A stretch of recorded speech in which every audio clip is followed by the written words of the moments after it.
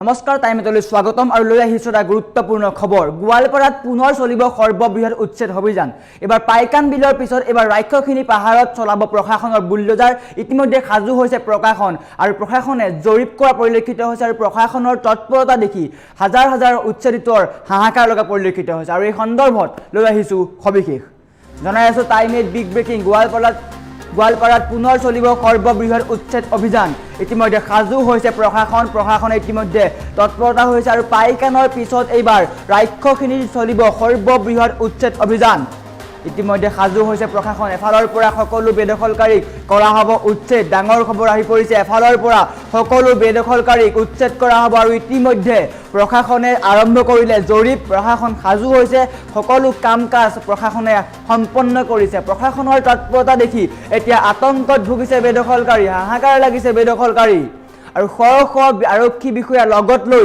প্ৰশাসনে চলাইছে জৰীপ আৰু পাইকানৰ পিছত এবাৰ ৰাক্ষসখিনিত চলিব সৰ্ববৃহৎ উচ্ছেদ আৰু শীঘ্ৰেই ৰাক্ষসখিনিত চলিব প্ৰশাসনৰ বুলডোজাৰ ইতিমধ্যে সাজু হৈছে প্ৰশাসন জনাই আছো টাইমেট বিগ ব্ৰেকিং যেহেতু গোৱালপাৰাত চলি আছিলে উচ্ছেদ অভিযান গোৱালপাৰাৰ পাইকান বনাঞ্চলত সৰ্ববৃহৎ উচ্ছেদ অভিযান চলি আছিলে আৰু বৰ্তমান সময়ত ৰাক্ষসখিনিত উচ্ছেদ চলাবলৈ সাজু হৈছে প্ৰশাসন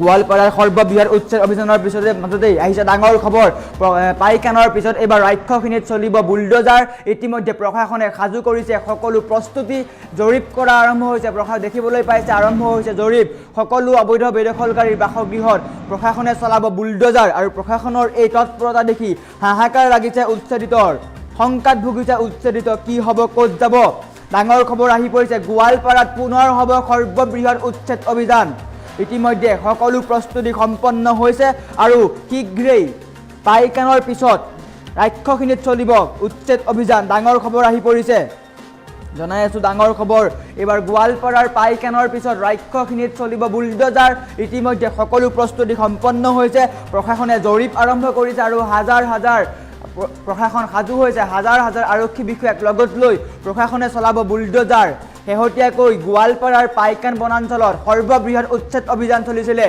1000ৰো অধিক বিঘা ভূমিত প্ৰশাসনে উচ্ছেদ চলাইছিলে আৰু হাজাৰ হাজাৰ বাসগৃহ ভাঙি পেলোৱা হৈছিলে আৰু উচ্ছেদিতই কান্দি কান্দি চৰকাৰক অনুৰোধ কৰিছিলে প্ৰশাসনক অনুৰোধ কৰিছিলে যে এই ঘৰ নাভাঙিব এয়া আমাৰ পৈতৃক সম্পত্তি ইয়াত আমাৰ অধিকাৰ আছে আৰু তাৰ পিছতেই গোৱালপাৰা দ্বিতীয় পৰ্যায়ৰ প্ৰশাসনৰ উচ্ছেদ চলাবলৈ সাজু হৈছে প্ৰশাসন পাইকানৰ পিছত এইবাৰ চলিব ৰাক্ষসখিনিৰ উচ্ছেদ গোৱালপাৰাত সৰ্ববৃহৎ উচ্ছেদ চলি আছে গোৱালপাৰাত হাছিলা বিল প্ৰথম পৰ্যায়ত দ্বিতীয় পৰ্যায়ত পাইকান বনাঞ্চল আৰু তৃতীয় পৰ্যায়ত চলিব সৰ্ববৃহৎ উচ্ছেদ অভিযান ৰাক্ষসখিনিত চলিব সৰ্ববৃহৎ উচ্ছেদ অভিযান ইতিমধ্যে সাজু হৈছে প্ৰশাসন সাজু কৰা হৈছে বুলডোজাৰ শীঘ্ৰেই চলিব উচ্ছেদ ইতিমধ্যে প্ৰশাসনে জৰীপ কৰা আৰম্ভ কৰিছে সকলো বেদখলকাৰীক প্ৰশাসনে নটিচ জাৰি কৰিছে যে আপোনালোকে শীঘ্ৰেই ঘৰ খালী কৰক সকলো ভূমি চিনাক্ত কৰা হৈছে দীঘলীয়া তালিকা প্ৰস্তুত কৰিছে আৰু প্ৰশাসনে ইতিমধ্যে সাজু কৰা হৈছে সকলো কাম সম্পন্ন হৈছে আৰু শীঘ্ৰেই প্ৰশাসনে বুলডোজাৰ চলাব বুলি জানিব পৰা গৈছে আৰু গোৱালপাৰাত যিহেতু সৰ্ববৃহৎ উচ্ছেদ অভিযান চলি আছিলে গোৱালপাৰাৰ পাইকানৰ পিছত এইবাৰ সৰ্ববৃহৎ উচ্ছেদ চলিব ৰাক্ষসখিনিত ৰাজ্যৰ মুখ্যমন্ত্ৰী ডক্টৰ হিমন্ত বিশ্ব শৰ্মাই স্পষ্টকৈ উল্লেখ কৰিছিলে যে গোৱালপাৰাত একাংশ অবৈধ বেদখলকাৰীয়ে চৰকাৰী ভূমিত বেদখল কৰি আছে আৰু তাৰ আমি তালিকা প্ৰস্তুত কৰিছোঁ আৰু এইবাৰ গোৱালপাৰাৰ পাইকান বনাঞ্চলৰ পিছত ৰাক্ষসখিনিত চলিব সৰ্ববৃহৎ উচ্ছেদ অভিযান আৰু প্ৰশাসনৰ এই তৎপৰতা দেখি বুকু কঁপিছে উচ্ছেদিতৰ শ সংখ্যালঘুৰ বুকু কঁপা পৰিলক্ষিত হৈছে প্ৰশাসনৰ এই নটিচ দেখি আমাৰ ওচৰত দৃশ্যাংশ আছে দৃশ্যাংশ দেখুৱাই আছোঁ প্ৰশাসনৰ এই নটিচ দেখি প্ৰশাসনৰ এই তৎপৰতা দেখি হাহাকাৰ লাগিছে উচ্ছেদিতৰ কিয়নো পাইকান বনাঞ্চলৰ পিছত এইবাৰ গোৱালপাৰাৰ ৰাক্ষসখিনিত চলিব সৰ্ববৃহৎ উচ্ছেদ অভিযান বাছি বাছি সকলো বেদখলকাৰীক কৰা হ'ব উচ্ছেদ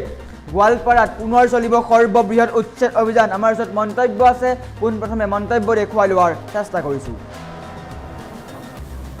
তেওঁলোকে এইটো কথা জানে যে এইটো হাইকোৰ্টৰ বিচাৰি ঋণ হৈ আছে এতিয়ালৈকে কোনো সিদ্ধান্ত হোৱা নাই কিন্তু তেওঁলোকে জানি বুজি মানুহৰ মাজত আতংক সৃষ্টি কৰাৰ কাৰণে এইবিলাক কৰ্মকাণ্ড তেওঁলোকে কৰি আছে আমি ইয়াত তীব্ৰ প্ৰতিবাদ জনাইছোঁ কিন্তু কথা হ'ল কি যে তেওঁলোকে যিহেতু পাইকানত উচ্ছেদটো শেষ কৰিলে গতিকে সেই পুলিচখিনি আনি ইয়াতে ৰাখি এনে এটা সন্ত্ৰাস সৃষ্টি কৰিব যে মানুহবিলাক যে নিজে নিজে পলাই যায় ইয়াৰ পৰা।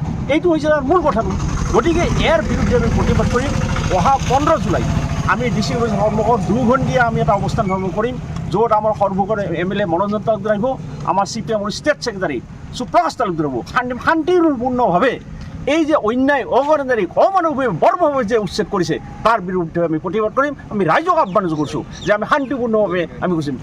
নানাবিলাকৰ পৰা মানে অযোগ হাতৰ কথা হিচাপত আমি ইয়াতে 1915 পৰা আছে।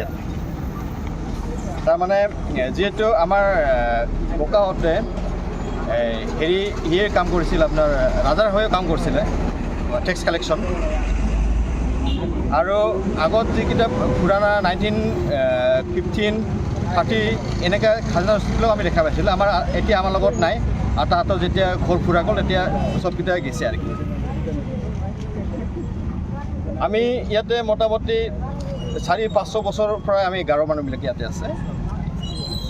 আৰু আমাৰ স্কুলটো গ্ৰেণ্ড হৈছে 1947। আমাৰ গীৰ্জাটো বনাই আৰম্ভ কৰিছে আমি 1945 তেতিয়াৰ পৰা আছে। এতিয়াতো দুখৰ বিষয় আমাৰ যেতিয়া আমাৰ এইটো আমাৰ আমি য'ত বসবাস কৰি আছোঁ এইটো আমাৰ হেলাবাকৰি ৰেভিনিউ ভিলেজ হয়। আমি বলতবাৰী পঞ্চায়তৰ আণ্ডাৰত থকা মানুহ। আমি স্কুল ঘৰ বা গীৰ্জা ঘৰ আমি ইফালে বনোৱাৰ কাৰণটো হ'ল যেতিয়া আকৌ ৰেভিনিউটো চাৰ্ফাৰবিলাকে যেতিয়া ৰবৰ খেতি কৰিব আহিছে তেতিয়া ইহঁতে আকৌ ৰেভিনিউটো বঢ়াই দিয়া হিচাপত মেপ হিচাপত আমি যাতে গৰ্ভস্থানো বনালোঁ আৰু স্কুলো ইয়াতে বনালোঁ আৰু গীৰ্জাঘৰো বনালোঁ। আৰু একচুৱেলি আমাৰ এইটো পুৰণা মাটিগিলা পুৰণা বাটাই আছিলে আমাৰ আবুহাটৰ হিচাপত আমি নিশ্চিন্তাই মানে বনাইছোঁ আৰু কি। তেওঁলোকে এইটো কথা জানে যে এইটো হাইকোৰ্টৰ বিচাৰি ৰিনিউ আছে, এতিয়ালৈকে কোনো সিদ্ধান্ত হোৱা নাই। কিন্তু তেওঁলোকে জানি বুজি মানুহৰ মাজত আতংক সৃষ্টি কৰাৰ কাৰণে এইবিলাক কৰ্মকাণ্ড তেওঁলোকে কৰি আছে। আমি ইয়াত তীব্ৰ প্ৰতিবাদ জনাইছোঁ। কিন্তু কথা হ'ল কি যে তেওঁলোকে যিহেতু পাইকানত উচ্ছেদটো শেষ কৰিলে, গতিকে সেই পুলিচখিনি আনি ইয়াতে ৰাখি এনে এটা সন্ত্ৰাস সৃষ্টি কৰিব যে মানুহবিলাক যে নিজে নিজে পলাই যায় ইয়াৰ পৰা। এইটো হৈছে তাৰ মূল কথাটো। গতিকে ইয়াৰ বিৰুদ্ধে আমি প্ৰতিবাদ কৰিম। অহা 15 জুলাই আমি DC অফিচৰ সন্মুখত 2 ঘণ্টীয়া আমি এটা অৱস্থান ধৰ্ম কৰিম, য'ত আমাৰ সৰ্বকৰে MLA মনোৰঞ্জন তালুকদাৰ আহিব, আমাৰ CPM state secretary Suprakash Talukdar আহিব। শান্তিপূৰ্ণভাৱে এই যে অন্যায় অগণতান্ত্ৰিক অমানৱিক বৰ্বৰভাৱে যে উচ্ছেদ কৰিছে তাৰ বিৰুদ্ধে আমি প্ৰতিবাদ কৰিম। আমি ৰাইজক আহ্বান কৰিছোঁ যে আমি শান্তিপূৰ্ণভাৱে আমি গুচিম। আৰু এইদৰে প্ৰতিবাদ কৰাৰ কথা উল্লেখ কৰিছে। গোৱালপাৰাত যি উচ্ছেদ চলি আছে তাৰ বিৰুদ্ধে প্ৰতিবাদ ঘোষণা কৰিছে একাংশ উচ্ছেদিত। ডাঙৰ খবৰ আহি পৰিছে এইবাৰ সংখ্যালঘুৰ পিছত খিলঞ্জীয়া লোকে প্ৰতিবাদ সাব্যস্ত কৰাৰ কথা উল্লেখ কৰিছে। দেখিবলৈ পাইছে শ আৰক্ষী বিষয়াক লগত লৈ ৰাক্ষসখিনিৰ যি উচ্ছেদ চলাব তাত জৰীপ কৰা পৰিলক্ষিত হৈছে। প্ৰশাসন সাজু হৈছে। এইবাৰ সংখ্যালঘুৰ বিপৰীতে খিলঞ্জীয়াই প্ৰতিবাদ সাব্যস্ত কৰিম বুলি উল্লেখ কৰিছে। আৰু গোৱালপাৰাত পুনৰ চলিব সৰ্ববৃহৎ উচ্ছেদ। পাইকানৰ পিছত এইবাৰ ৰাক্ষসখিনিত যিহেতু চলিব সৰ্ববৃহৎ উচ্ছেদ, তাৰ কাৰণে প্ৰশাসন সাজু হৈছে, জৰীপ কৰা আৰম্ভ কৰিছে। আৰু প্ৰশাসনৰ জৰীপ দেখি এইবাৰ জাঙুৰ খাইছে একাংশ খিলঞ্জীয়া লোকে চৰকাৰক হুংকাৰ প্ৰদান কৰিছে। যদিহে এই উচ্ছেদ বন্ধ নকৰে বা আমাৰ এই ঠাইত যদি উচ্ছেদ কৰা হয় তেন্তে প্ৰতিবাদ সাব্যস্ত কৰাৰ কথা উল্লেখ কৰিছে। শীঘ্ৰেই শ সংখ্যালঘু আৰু খিলঞ্জীয়াই প্ৰতিবাদ সাব্যস্ত কৰিম বুলি উল্লেখ কৰিছে। চৰকাৰক হুংকাৰ প্ৰদান কৰিছে। যদিহে চৰকাৰে এই উচ্ছেদ বন্ধ নকৰে তেন্তে প্ৰতিবাদ সাব্যস্ত কৰা হ'ব। আৰু গোৱালপাৰাত পুনৰ সৰ্ববৃহৎ উচ্ছেদৰ বাবে সাজু হৈছে প্ৰশাসন, সাজু হৈছে চৰকাৰ। আৰু যিহেতু গোৱালপাৰাৰ হাছিলা বিলত উচ্ছেদ হৈছিলে, হাছিলা বিলৰ পিছত পাইকান বনাঞ্চলত উচ্ছেদ হৈ গৈছে আৰু বৰ্তমান ৰাক্ষসখিনিৰ উচ্ছেদ চলাবৰ বাবে সাজু হৈছে প্ৰশাসন। ডাঙৰ খবৰ জনাই আছোঁ, পুনৰ মন্তব্য দেখুওৱাৰ চেষ্টা কৰিছোঁ। নানাবিলাকৰ পৰা মানে অযোগ হাতৰ কথা হিচাপত আমি ইয়াতে 1915 পৰা আছে। তাৰমানে যিহেতু আমাৰ ককাহঁতে হেৰিয়ে কাম কৰিছিল, আপোনাৰ ৰাজাৰ হৈও কাম কৰিছিলে টেক্স কালেকশ্যন। আৰু আগত যিকেইটা পুৰণা 1915, 30 এনেকৈ খাজনা ৰচিদবিলাক আমি দেখা পাইছিলোঁ। এতিয়া আমাৰ লগত নাই, আৰু তাহাঁতৰ যেতিয়া ঘৰ ফুৰা গ'ল তেতিয়া চবকেইটাই গৈছে আৰু কি।